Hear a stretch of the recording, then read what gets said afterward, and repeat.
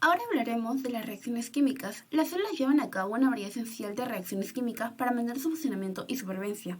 Estas se dividen principalmente en tres categorías: catabolismo, anabolismo y anfibolismo. El catabolismo es el proceso de degradación de moléculas complejas a moléculas más simples, que liberan energía en el proceso, que es utilizada para realizar diversas funciones celulares. Tenemos como ejemplo a la glucólisis, que descompone la glucosa en piruvato. Luego tenemos el anabolismo, es el proceso de síntesis de moléculas complejas a partir de moléculas más simples. En el anabolismo se consume energía para construir y mantener tejidos. Un ejemplo es la formación de glucógeno a partir de glucosa, conocido como la glucogénesis. Por último tenemos el anfibolismo. Es un proceso metabólico que involucra tanto como catabolismo como anabolismo. En estas reacciones se producen interconexiones entre las vías catabólicas y anabólicas. Un claro ejemplo de este es el ciclo de ácido cítrico, o también conocido como el ciclo de Krebs, en el cual se producen reacciones anabólicas y catabólicas para la generación de energía y la síntesis de moléculas complejas. Ahora hablaremos sobre la biocatálisis, o también conocida como la catálisis enzimática. Bueno, este es el uso de enzimas para catalizar reacciones químicas. Como disciplina, involucra el uso de biocatalizadores en la transformación química de la materia. Esos biocatalizadores son moléculas de origen biológico con actividad catálica, las cuales se aplican a alguna reacción sobre algún compuesto en particular. Estos compuestos que sufren esta transformación se les conoce como sustrato. Como podemos apreciar, el sustrato entra adentro de la enzima en el cual se va a convertir todo este proceso y toda esta transformación para finalizar expulsando el producto y quedándose la enzima. Las enzimas son proteínas encargadas de catalizar las reacciones químicas en las células. Muchas de estas necesitan cofactores para poder realizar su función. La cinemática enzimática es el estudio de la velocidad de las reacciones químicas catalizadas enzimáticamente. Esta depende de la concentración de moléculas de sustrato, de la temperatura y de la presencia de inhibidores. Puede ser determinada con ayuda de la cinética de Michaelis-Menten. En el caso de la hipótesis básica, esta se da cuando el ES es un complejo formado por la enzima y el sustrato. Este proceso es irreversible, mientras que por otro lado la hipótesis cuasi estacionaria se da después de la fase transitoria, es decir, cuando la concentración de las formas enzimáticas, como el ES, no cambia.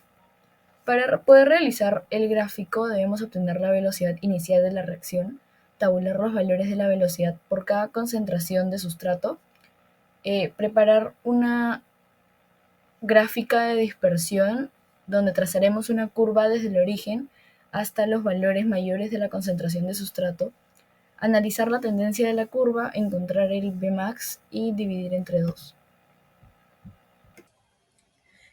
Bueno, en este caso yo les voy a hablar un poco sobre los factores que afectan la actividad enzimática. En este caso hablaremos de la temperatura, el pH, inhibidores y activadores y la presión.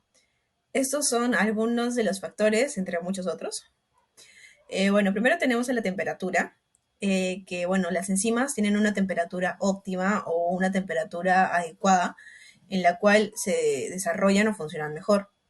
Entonces, las temperaturas muy altas o muy bajas pueden alterar o afectar negativamente a su actividad y bueno, pueden desnaturalizar o desactivar a las enzimas. Luego podemos hablar del pH, que bueno, el pH en el medio en el que actúan las enzimas es crucial, ya que cada enzima tiene un rango de pH óptimo en el cual son más activas o menos activas. Y bueno, cambios significativos en el pH también pueden afectar en nuestra actividad enzimática. Luego tenemos los inhibidores y activadores. Algunas sustancias, como ya sabemos, pueden inhibir o activar la actividad enzimática.